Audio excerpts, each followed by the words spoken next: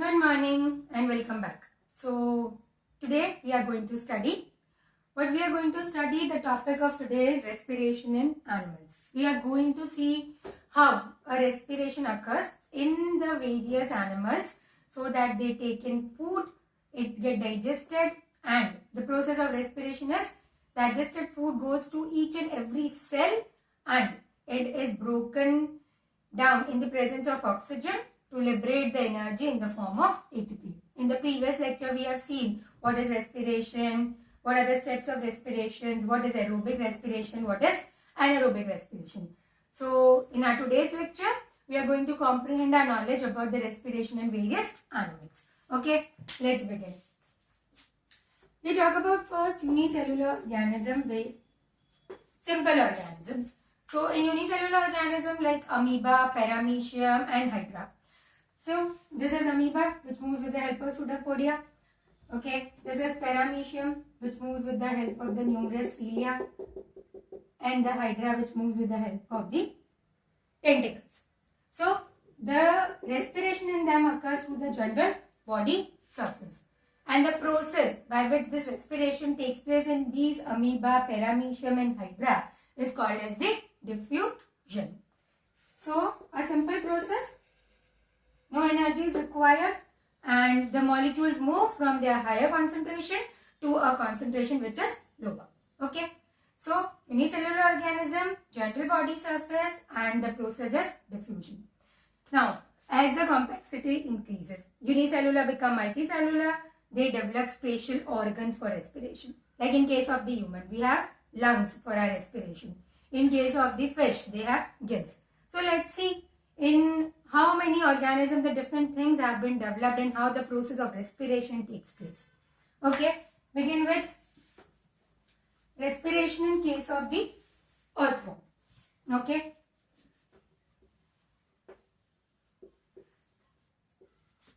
The most common species which is found in India in earthworm is Pheretima posthuma. So, it belongs to the phylum Annelida of invertebrates. Okay.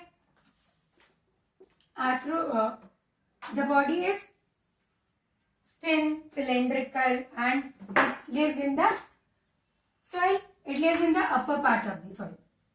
Okay. So, the upper part of the soil is containing the water, so it is moist.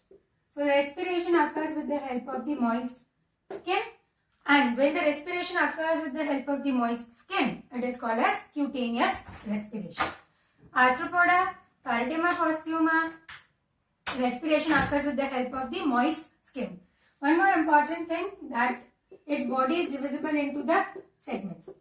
100 to 120 segments are present over there and they move with the help of the muscles and seta. They are like projections. Locomotion takes place in this way. Moving forward, how the respiration occurs in case of the insects. Now when we talk about insects, what comes in our mind? The most common example which is cockroach. Okay. So the most common species of cockroach which is found in India is Periplaneta americana.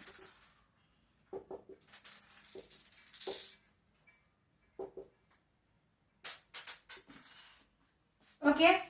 The body of the cockroach can be divided into three parts. Okay. Head, thorax and abdomen. And the important character is they have the jointed legs.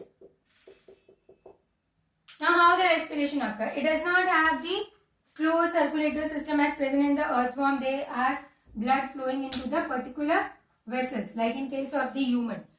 In case of the insect, the respiration occurs with the help of the open circulatory system. So the blood flows into the open spaces. The open spaces are called as the sinuses and it is called as the hemolymph. So what happened? There are 10 pairs of holes on the lateral side of the body. These holes, 10 pairs of holes which are present on the lateral side of the body is called as the spiracles. Air can enter and exit from these holes.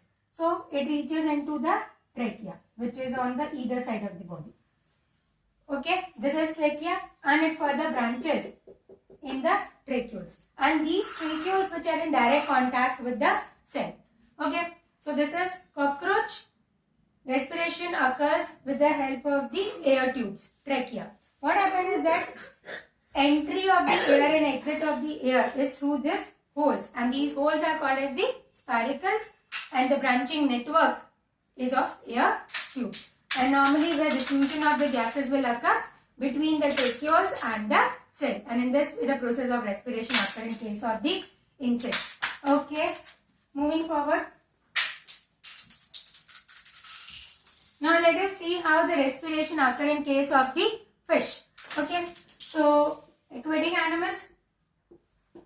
Fish belong to the class Pisces of the phylum Chordata. So when you see a fish, what is there?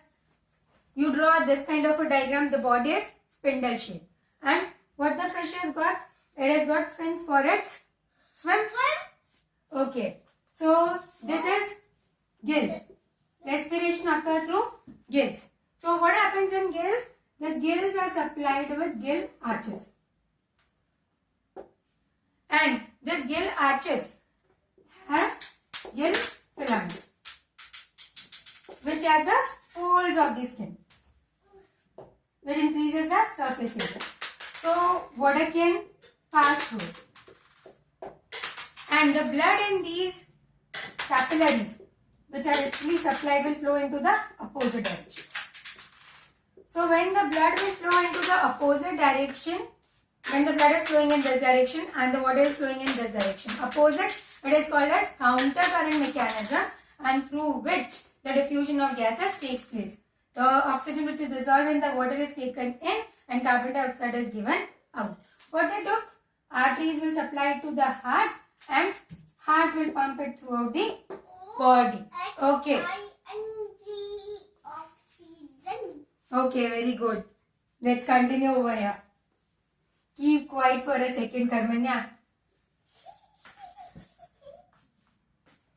Okay, next come the amphibians.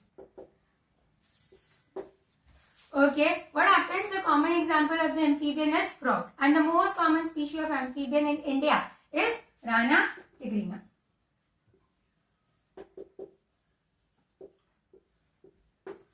The frog body is divisible into two parts. What is there? Head and trunk. The first thing which comes in our mind when we talk about amphibians is that it can live both in the land, on the land, and in the water. When it is in larval stage, that is the tadpole stage, what happens? The respiration occurs in tadpole stage through the gills, similar to the fishes. But when it is on the land, the respiration occurs with the help of primitive lungs. Okay, let's comprehend our knowledge about how the respiration occurs in case of it. When amphibians, you all know that fishes, amphibians and reptiles are cold-blooded animals.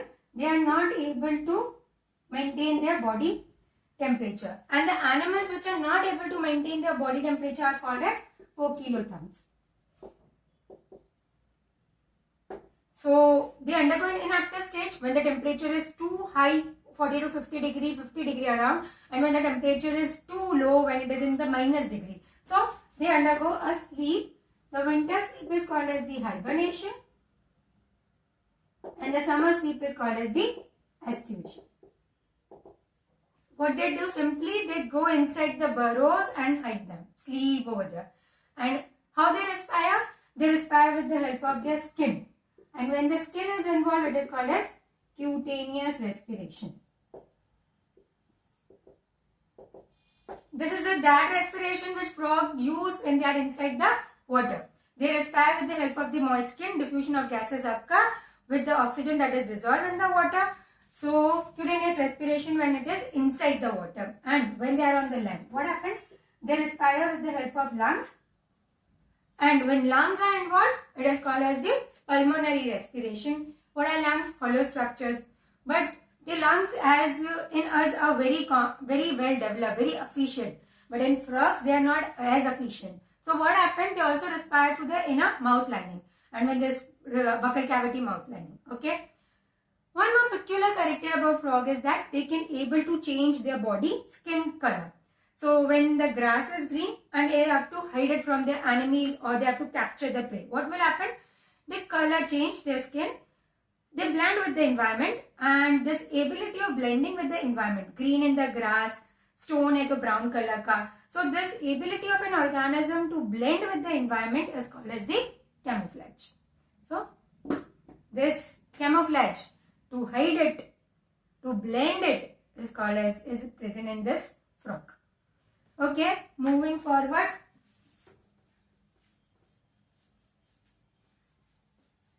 Respiration in case of the human beings.